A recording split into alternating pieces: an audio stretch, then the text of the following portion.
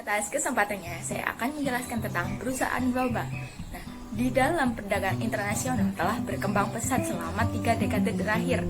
Sejak 1990, jumlah perusahaan multinasional di dunia telah berlipat ganda menjadi lebih dari 65.000. Beberapa dari perusahaan multinasional ini adalah raksasa sejati.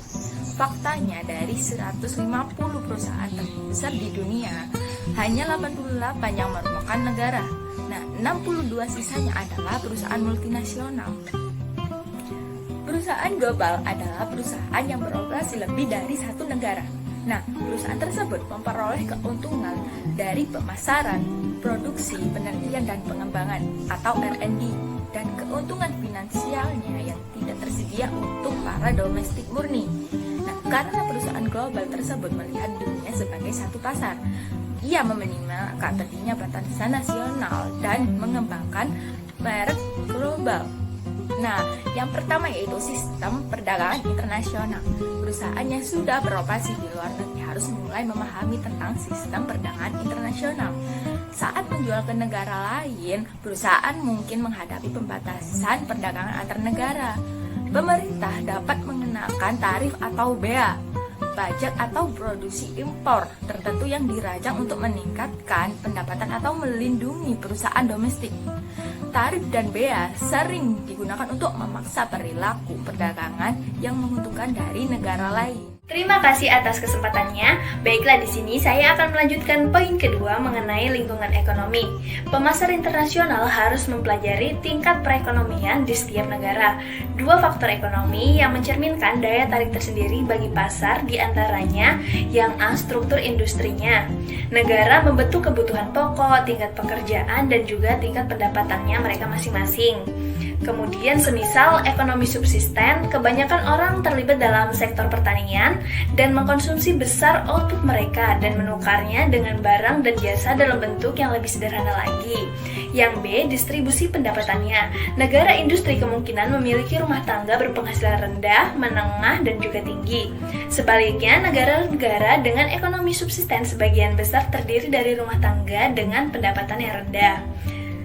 Adapun jenis struktur industri meliputi yang pertama, perekonomian sekedar menyambung hidup.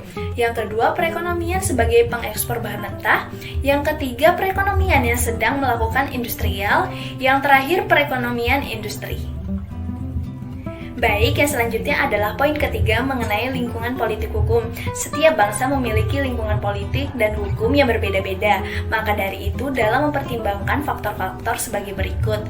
Yang A, sikap terhadap perdagangan internasional. Yang kedua, birokrasi pemerintah. Yang ketiga, stabilitas politik. Yang keempat, peraturan moneter suatu negara. Keempat yaitu lingkungan budaya, di mana para penjual harus mempelajari bagaimana cara berpikir konsumen di negara yang berbeda-beda dan bagaimana cara konsumen menggunakan suatu produk tertentu sebelum merencanakan proses pemasaran. Selanjutnya yaitu bagaimana memutuskan cara memasuki pasar global. Strategi memasuki pasar global bersamaan dengan opsi yang telah ditawarkan masing-masing di antaranya. Yang pertama yaitu mengekspor, di mana perusahaan secara pasif mengekspor surplusnya dan membuat komitmen aktif dalam memperluas ekspor di pasar tertentu. Yang kedua yaitu usaha patungan, di mana perusahaan melakukan penggabungan usaha dengan perusahaan asing untuk memproduksi suatu produk maupun memasarkan produk ataupun jasanya. Usaha patungan terbagi menjadi berbagai jenis. Yang pertama yaitu perizinan melalui pengembangan perjanjian dengan pemegang lisensi yang berada di luar negeri. Yang kedua yaitu pembuatan kontrak, di mana perusahaan membuat kontrak dengan produsen yang berada di luar negeri untuk memproduksi produknya maupun menyediakan jasa dalam pembuatan produksinya. Ketiga yaitu kontrak manajemen, di mana perusahaan domestik memasok pengetahuan manajemen kepada perusahaan asing yang memasok modal kepada perusahaan domestik. Yang keempat yaitu kepemilikan bersama, di mana perusahaan menciptakan bisnis lokal dengan perusahaan asing yang berbagi kepemilikan maupun kendali. Nah, opsi yang terakhir dalam memasuki pasar global yaitu investasi langsung. Memasuki pasar dengan mengembangkan fasilitas perakitan dan manufaktur yang berbasis di luar. Atas kesempatannya, selanjutnya saya akan menjelaskan tentang memutuskan program pemasaran global.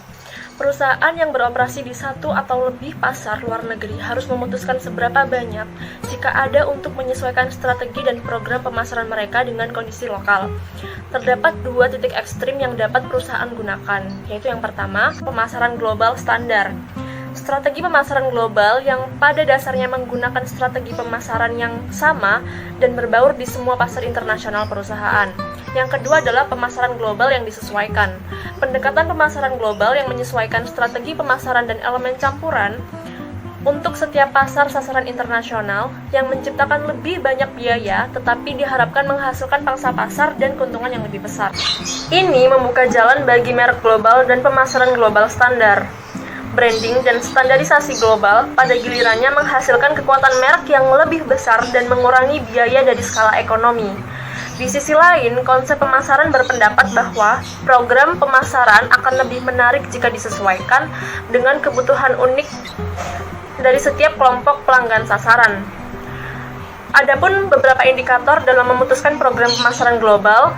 Yang pertama adalah produk. Eksistensi produk langsung berarti memasarkan produk di pasar luar negeri tanpa membuat perubahan signifikan pada produk. Yang kedua adalah promosi. Perusahaan dapat mengadopsi strategi komunikasi yang sama yang mereka gunakan di pasar dalam negeri atau mengubahnya untuk setiap pasar lokal.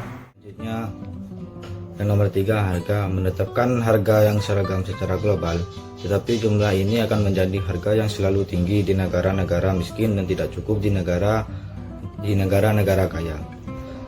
Ini dapat membebankan biaya yang akan ditanggung oleh konsumen di setiap negara, tetapi strategi ini mengabaikan perbedaan biaya aktual dan satu negara ke negara lain. Yang nomor 4, yaitu saluran distribusi. Merancang saluran internasional yang memperhitungkan seluruh rantai pasokan global dan saluran pemasaran, membentuk jaringan pengiriman nilai global yang efektif. Yang selanjutnya, memutuskan organisasi pemasaran global.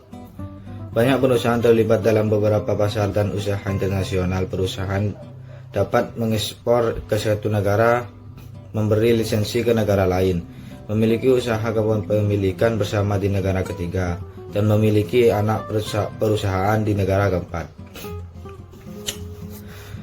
Secara lambat akan tercipta divisi atau anak perusahaan internasional untuk menangani semua aktivitas internasionalnya.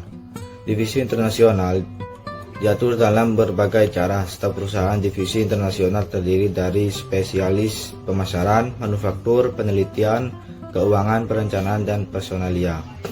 Organisasi global tidak menganggap diri mereka sebagai pemasaran nasional yang berjualan di luar negeri, tetapi sebagai pemasaran global. Manajemen perusahaan puncak dan staf merencanakan fasilitas manufaktur di seluruh dunia, kebijakan pemasaran, arus keuangan, dan sistem logistik. Unit